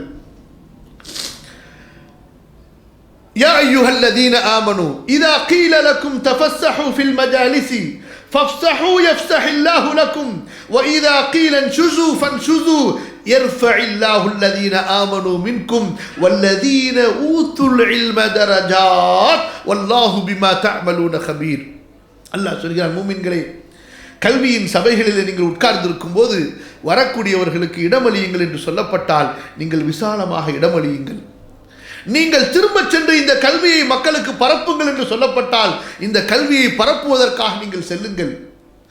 அப்படி செய்தால் அல்லாஹு தஆலா உங்களுக்கு என்ன கொடுப்பான்? உங்களில் உள்ள மூமின்களுக்கும் அல்லாஹ் கண்ணியம் கொடுப்பான். அதிலும் குறிப்பாக வல்லதீன ஊத்துல் இல்ம தரஜாத், உங்களில் இல்மு கொடுக்கப்பட்டவர்களுக்கு பல அந்தஸ்துகளை அல்லாஹ் கொடுப்பான். புரிகிறதா? மூமின்களுக்கு கண்டிப்பாக கண்ணியம் இருக்கிறது. ஈமான் என்ற காரணத்திற்காகவே அல்லாஹ் கண்டிப்பாக கண்ணியத்தை வைத்திருக்கிறான். அந்த ஈமானோடு அவர் இல்மையும் அடைந்து கொண்டால் தரஜாத், ஒரு தரஜா எப்படி என்று சொன்னால் நபி அவர்கள் சொன்னார்கள் ஸல்லல்லாஹு அலைஹி வஸல்லம், இமாம் திருமதியுடைய அறிவிப்பு, ஒரு சாதாரணமான ஒரு ஆலிமுக்கும் ஒரு ஆபிதுக்கும் ஒரு சாதாரண முஸ்லிமுக்கும் இடையிலே உள்ள வித்தியாசம் எப்படி என்றால் சந்திரனுக்கும் நட்சத்திரத்திற்கும் உள்ள இடைவெளியை போன்று. இந்த இரண்டு பேருக்கும் 500 தரஜாத்துகள் இடைவெளி இருக்கும். ஒரு தரஜா வானம் பூமியை விட விசாலமானது. எவ்வளவு அல்லாஹ் தரஜாத்துகளை கொடுக்கின்றான் பாருங்கள். எதனால்? இந்த இல்மின் மூலமாக. அப்ப கண்ணியத்திற்குரியவர்கள் நம்முடைய முன்னோர்கள் இந்த இல்மை எப்படியெல்லாம் தேடினார்கள், அதற்காக எப்படி சிரமப்பட்டார்கள். இன்று வரை அவர்களை நாம் நினைவு கூறுகிறோமே. இப்போது நாம் புகாரி அவர்கள் ரஹிமஹுல்லா அவர்களை சொல்லியதை போன்று எத்தனை மார்க்க அறிஞர்கள் குறுகிய காலம், அற்ப காலம்தான் வாழ்ந்தார்கள். ஆனால் உலகம் அழிகின்ற நாள் வரை அல்லாஹ் அவர்களுடைய பெயரை, அவர்களுக்காக துஆ செய்வதை முஸ்லிம்களுடைய நாவுகளின் மீது அல்லாஹ் விதியாக்கி விட்டார். இமாம் நவவி ரஹ்மத்துல்லாஹி அலைஹி 45-46 வயது தான் அவர்களுக்கு. இந்த 45-46 வயதுகளிலே அவர்கள் எழுதிய நூல்கள் இருக்கின்றன அல்லவா? அவர்கள் எழுதிய கல்வி நூல்கள், இவற்றை ஒரு நாளைக்கு அந்த காலத்திலே இப்படி வசதி இல்லாத ஒரு சூழ்நிலையிலே எழுத வேண்டும் என்று சொன்னால் ஏறக்குறைய 100 ஆண்டுகள் தேவைப்படலாம். ஆனால் அவர்கள் 46 ஆண்டுகளுக்குள் சிறுவராக இருந்து வாலிபராக இருந்து மரணித்து விடுகின்றார்கள். இவ்வளவு பெரிய கல்வியை விட்டு சென்று எதன் காரணமாக? ஒரு நாளைக்கு தன்னுடைய ஆசிரியர்களிடத்தில், ஒவ்வொரு மஸ்ஜிதிலும், சிரியாவிலே வாழ்ந்தார்கள், ஷாமிலே வாழ்ந்தார்கள், ஒவ்வொரு மஸ்ஜிதாக தேடி சென்று குறைந்தது ஒரு நாளைக்கு 12 ஆசிரியர்களிடத்திலே 12 வகுப்புகளில் கலந்து கொள்பவர்களாக இருந்தார்கள். இன்று நமக்கு வாரத்துக்கு ஒரு நாள், எவ்வளவு? வாரத்துக்கு ஒரு நாள் 1 மணி நேரம் வருவதாக இருந்தால் அதற்கு 1000 SMS அனுப்ப வேண்டியது இருக்கிறது, 1000 நோட்டீஸுகள் அனுப்ப வேண்டியது இருக்கிறது. 10க்கு வந்தால் ஜூஸ் கொடுப்போம், சாப்பாடு கொடுப்போம்னு வேற ஆசை ஊட்ட வேண்டியது இருக்குது. ஏன் இஞ்சி டீ இதெல்லாம் சொல்லி கூட கடைசியில் வகுப்பு ஆரம்பிக்கும் போது பார்த்தீர்கள் என்றால் நானும் கேமராவும் மைக்கு தான் உட்கார்ந்துருக்கிறோம். யோசித்து பாருங்கள், எவ்வளவு பெரிய சோம்பேறிகள் நாம்.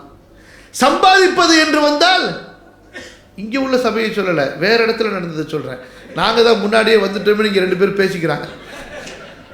இல்லை, நான் இங்கே நடந்ததை சொல்ல, வேற ஒரு இடத்துல தான். ஒரு இடத்துல காலையில் 10 மணிக்கு வகுப்புன்னு சொன்னோம்.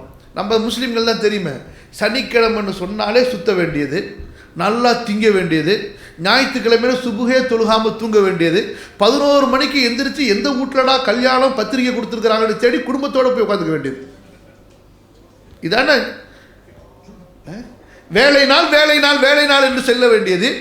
விடுமுறை நாள் என்று சொன்னால் இதுதான் நம்முடைய பொழுதுபோக்காக வாழ்க்கை கலாச்சாரமாக மாறி இருக்கிறது. அல்லாஹ்வுடைய இந்த இல்முக்காக, இந்த தீனுக்காக நாம் நேரத்தை ஒதுக்கவில்லை, நம்முடைய பெண்களை அதற்கு தயாராக்கவில்லை. நம்ம என்ன நினைச்சு வச்சிருக்கிறோம்? நம்முடைய பெண்கள் எதற்காக சொல்லுங்க பார்க்கலாம். நம்ம வீட்டில் நம்முடைய மனைவிமார்கள் எதற்காகங்க?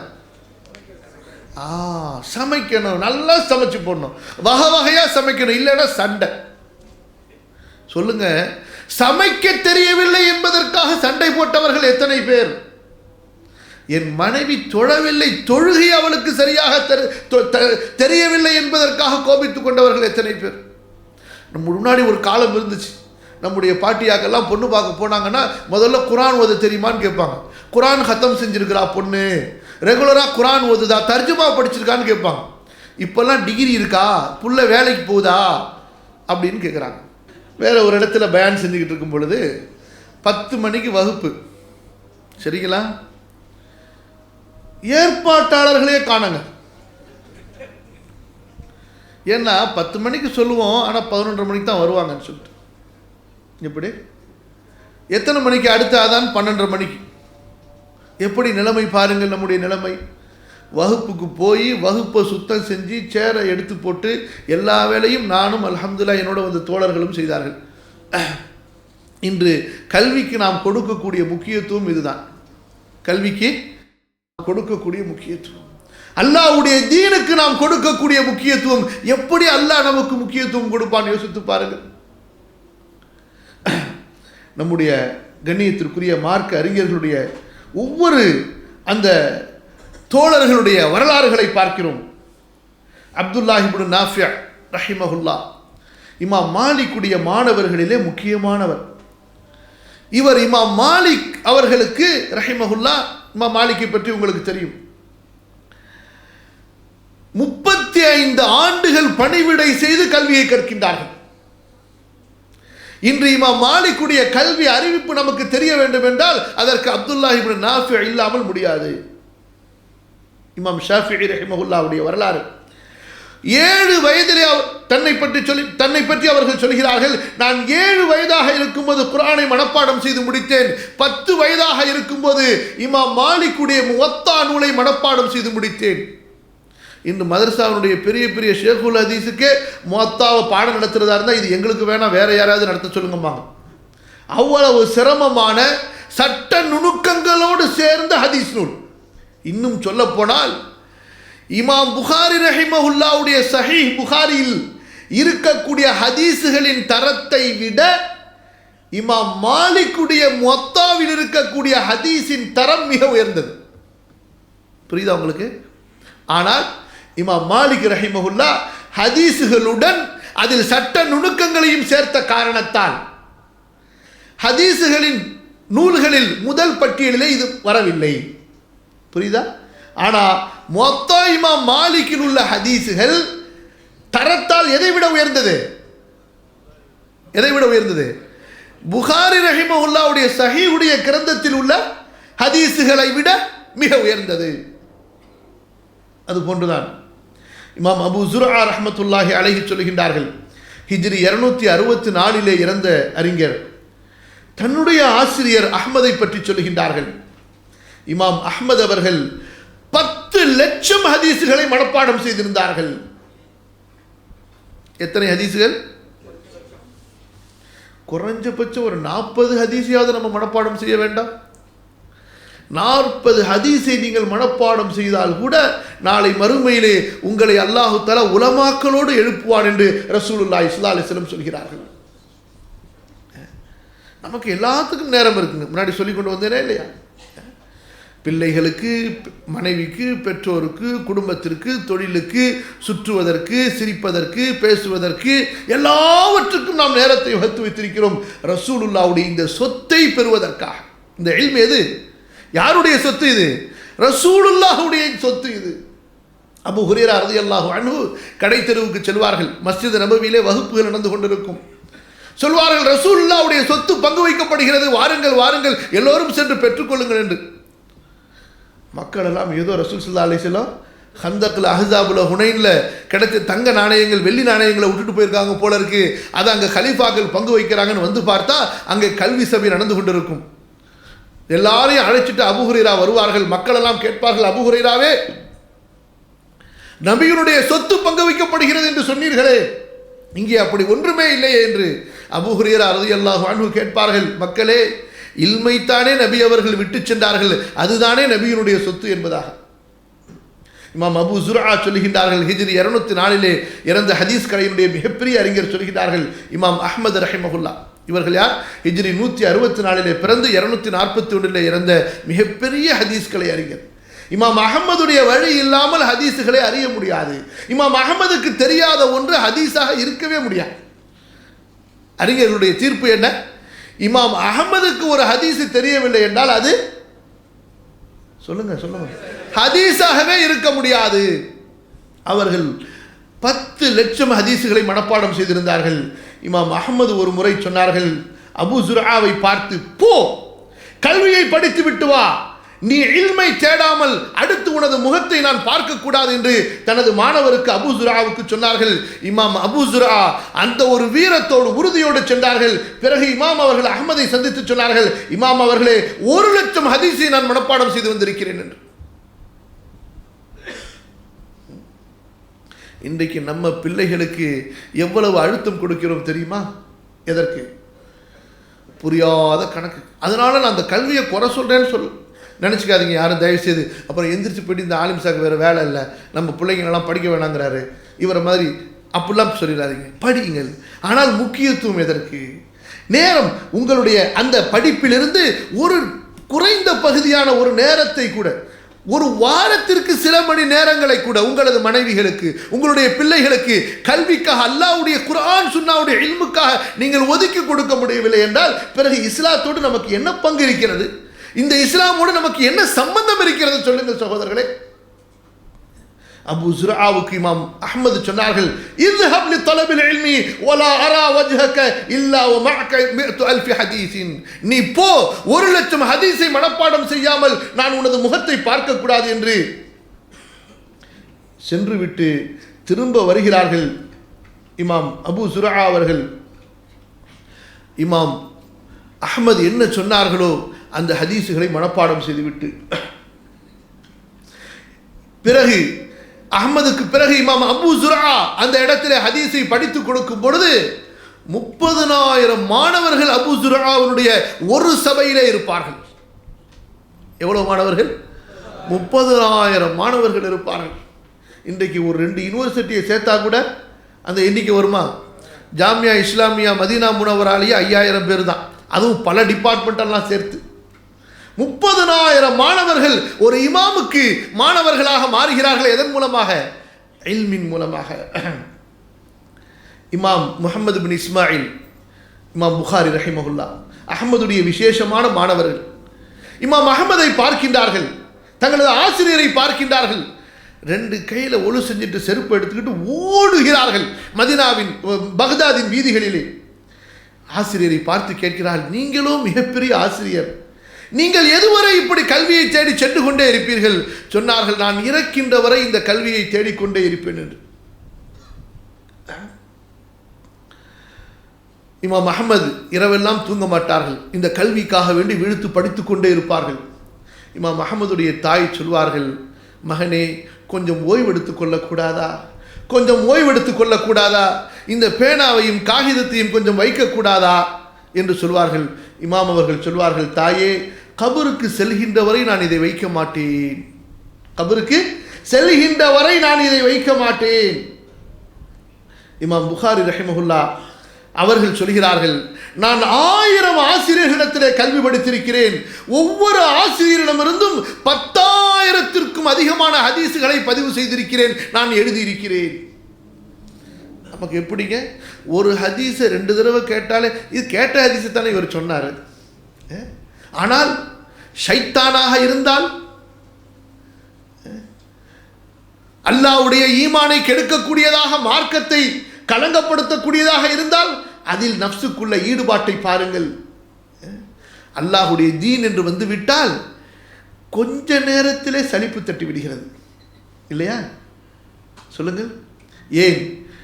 அதனுடைய மதிப்பை உணரவில்லை, அதனுடைய ஆழத்தை நாம் சிந்திக்கவில்லை. இமாம் புகாரி சொல்லுகின்றார்கள், 1000 ஆசிரியர்களிடத்திலே நான் படித்தேன், ஒவ்வொரு ஆசிரியரிடமிருந்தும் 10,000த்திற்கும் அதிகமான ஹதீஸுகளை நான் பதிவு செய்திருக்கிறேன்.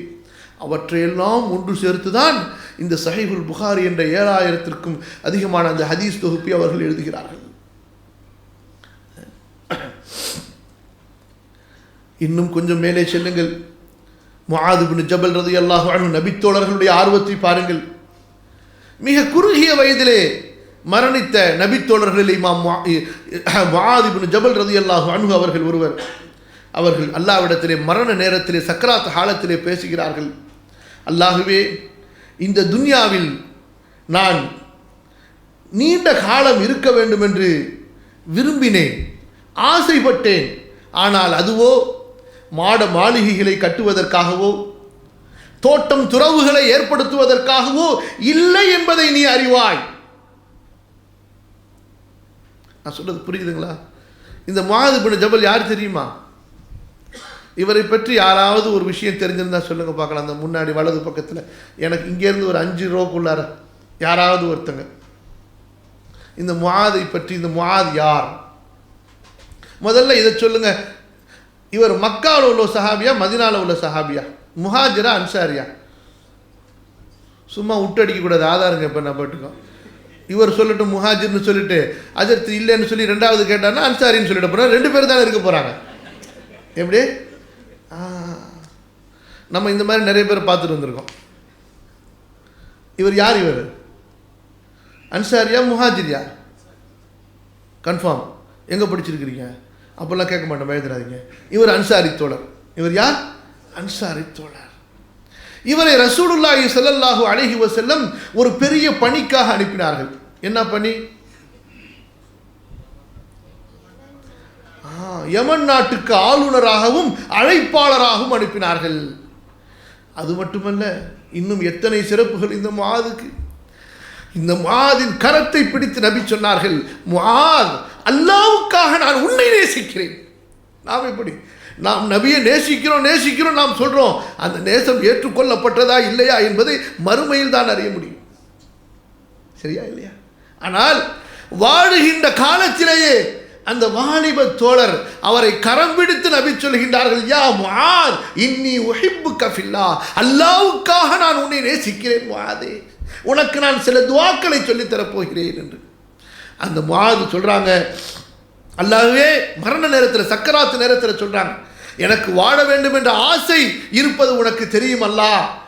அது அந்த ஆசை மாட மாளிகைகளை கட்டுவதற்காகவோ தோட்டம் துறவுகளை உருவாக்குவதற்காகவோ இல்லை என்பதும் உனக்கு தெரியும் அல்லாஹ். நம்மளால் இப்படி சொல்ல முடியுமா? நாமும் வாழ்க்கையை ஆசைப்படுகிறோம். எப்படி ஆசைப்படுறோம்?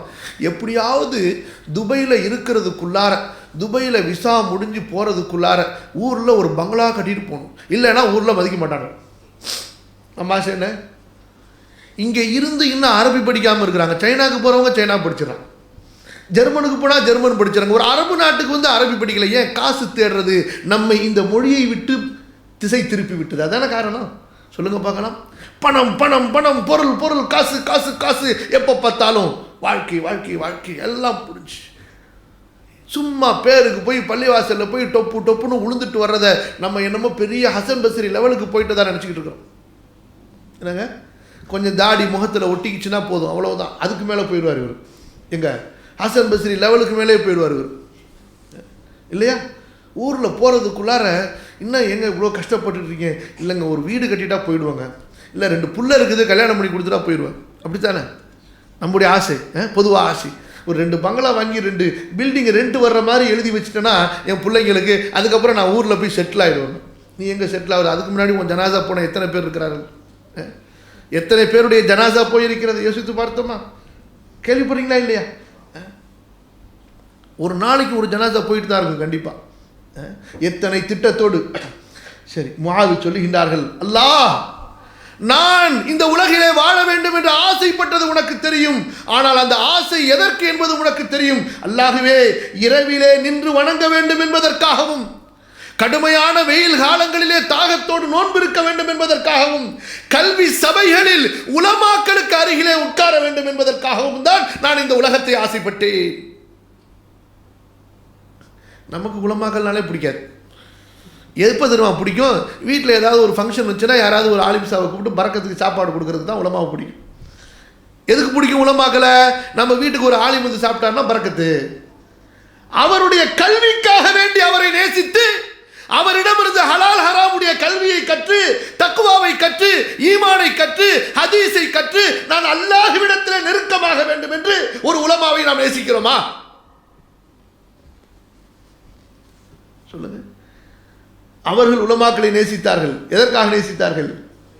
அவர்களிடத்தில் இல்மை கற்க வேண்டும் என்பதற்காக. அபூ தர்தா ரலியல்லாஹு அன்ஹு ஷாமில் உட்கார்ந்துருக்கிறாங்க. ஒருத்தர் வர்றாரு, எங்கே இருந்து வர்றார்? மதீனால இருந்து வருகிறார். வந்து சொல்கிறார், அபூ தர்தா, உங்களிடத்திலே ஒரு ஹதீஸ் இருக்கிறது என்று நான் கேள்விப்பட்டேன், அந்த ஹதீஸை படிப்பதற்காக வந்திருக்கிறேன் என்று. எவ்வளவு தூரம்?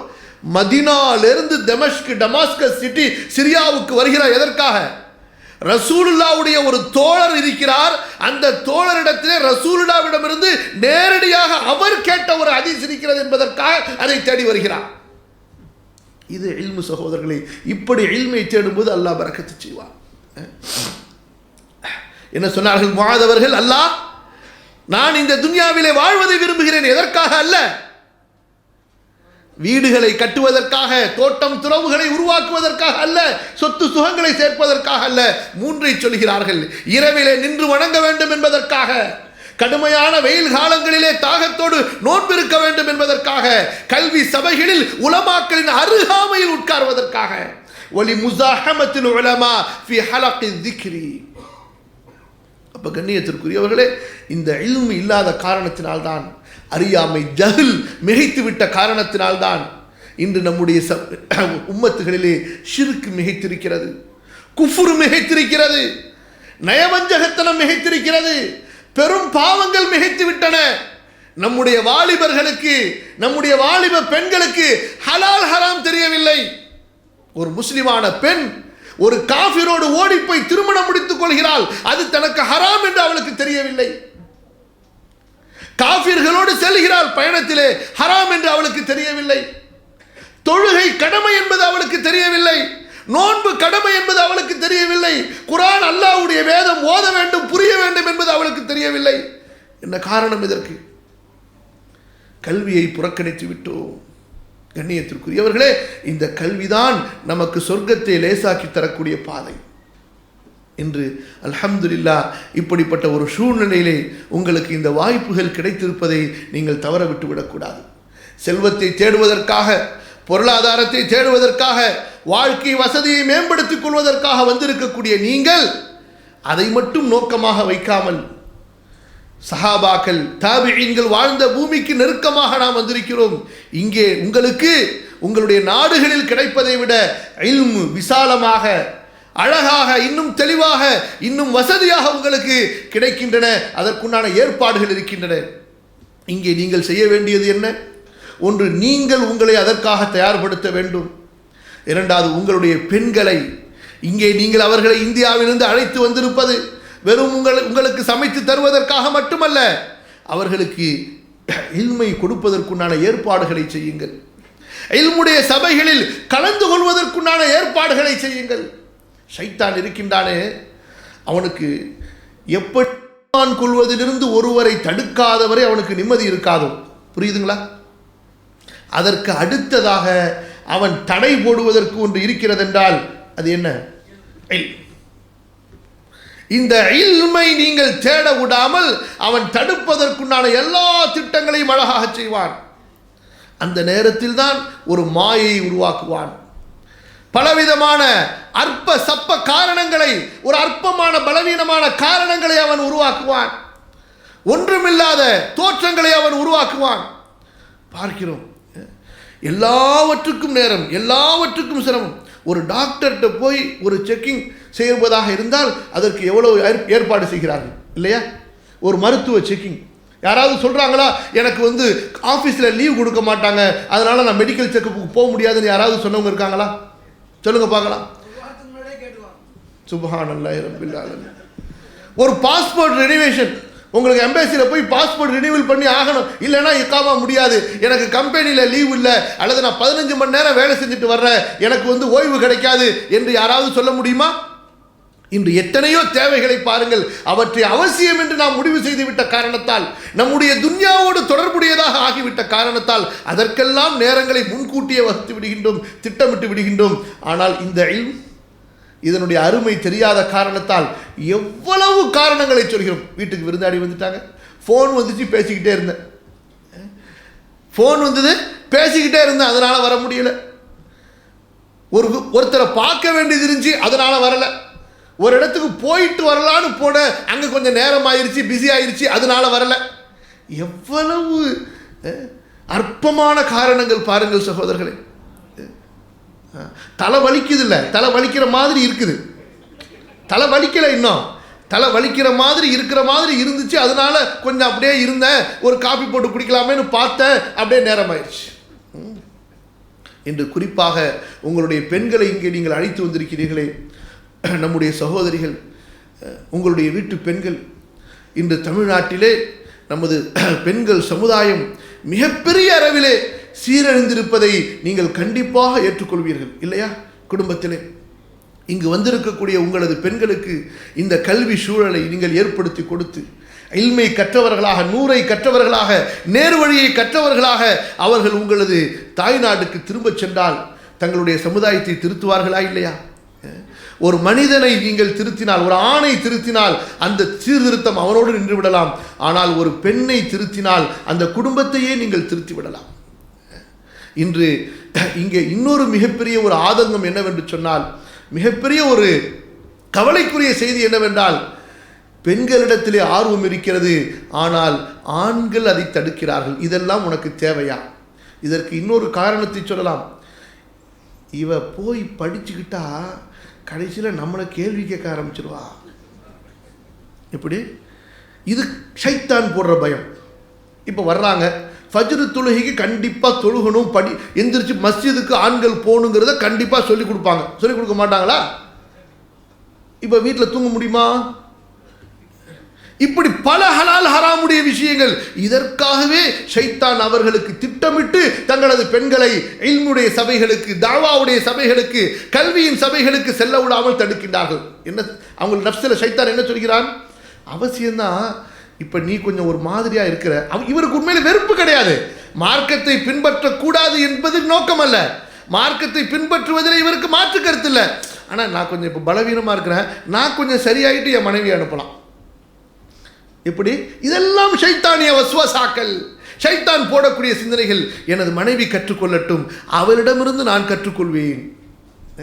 இல்மை கற்றுக்கொள்வதிலே ஏதாவது ஏற்றத்தாழ்வு இருக்கிறதா? வயது வித்தியாசம் இருக்கிறதா? ஏன் உமருல் ஃபாரூக் ரலியல்லாஹு அன்ஹு, நம்முடைய தாய் அன்னை ஹப்ஸா, உமருடைய மகள், நபியின் மனைவி, அவர்களிடத்திலே கல்வி படித்துக் கொள்வார்கள். ஹப்ஸா, உனக்கு தெரிந்த ஹதீஸை சொல்லிக் கொடு என்று.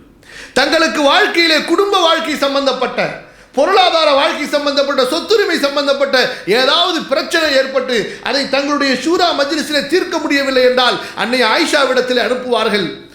அவர்களிடத்தில் இல்மு இருக்கிறதா? பிறகு ஹப்சாவிடத்தில் அனுப்புவார்கள், உங்களிடத்தில் இல்மு இருக்கிறதா, எங்களுக்கு கொடுங்கள் என்று. இந்த அன்னை ஆயிஷாவும் ஹப்சாவும் ரசூலுல்லாஹ்விடமிருந்து குர்ஆனை மனனம் செய்தவர்கள். இன்றைக்கு பெண்களில், நம்ம பெண்களில் குர்ஆனை மனனம் செய்கிறதுனா அது அவங்களுக்கு கிடையவே கிடையாது இல்லையா? எத்தனை முஹத்திஸ்கள், அவர்களுடைய ஆசிரியர்களாக பெண்கள் இருந்திருக்கிறார்கள். பல நூறு பெரிய அறிவிப்பாளர்களை உருவாக்கி இருக்கிறார்கள். ஷேக் தக்தூர் முகமது அலி ஹாஷிமி எழுதுகின்றார்கள், ஹதீஸுகளை ஆய்வு செய்த மிகப்பெரிய ஒரு அறிஞர். நான் ஹதீஸுகளை ஆய்வு செய்ததிலே, பலவீனமான அறிவிப்பாளர்கள், பலமுள்ள அறிவிப்பாளர்கள் என்று ஆய்வு செய்ததிலே, ஆண்களிலே பல பலவீனமான அறிவிப்பாளர்களுடைய பெரும் பட்டியலை நான் பார்த்திருக்கிறேன். நமது முன்னோர்கள் தொகுத்திருந்ததை பார்த்திருக்கிறேன்.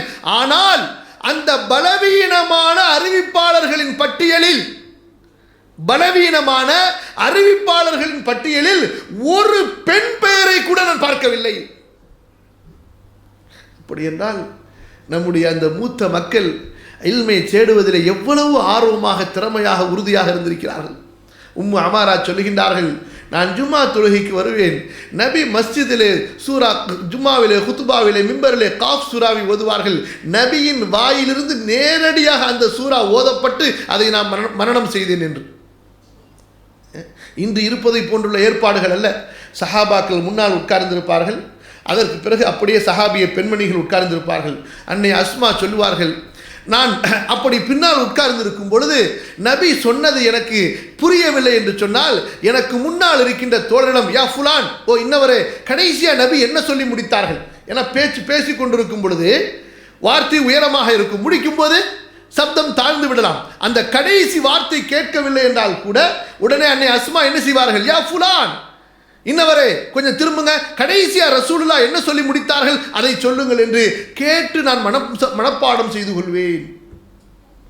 இன்று கண்ணியத்திற்குரியவர்களே, உங்களுடைய சந்தோஷம் இங்கே நீங்கள் சேகரிக்கக்கூடிய செல்வத்தில் இல்லை என்பதை முடிவு செய்யுங்கள். உங்களது குடும்பத்திற்கு இங்கே நீங்கள் கொடுக்கக்கூடிய வசதியான வீடுகளிலே, ஆடம்பரமான வாகனங்களிலே, அவர்களது பெயர்களிலே சொத்துக்களை வாங்கி குமிப்பதில் இல்லை என்பதை நீங்கள் மிக தெளிவாக உங்களுடைய மனங்களிலே, எண்ணங்களிலே, நெஞ்சங்களிலே பதிவு செய்து எழுதி கொள்ளுங்கள்.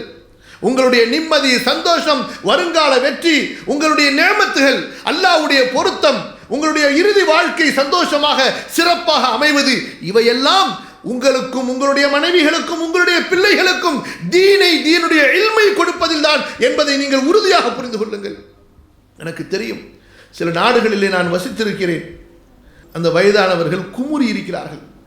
இவ்வளவு சம்பாரிச்சு கொடுத்தேன், வீடு கட்டி கொடுத்தேன், கடை கட்டி கொடுத்தேன், ஒரு மாதம் 2 மாதம் ஊரில் போய் நிம்மதியாக இருக்கலான்னு போனேன்.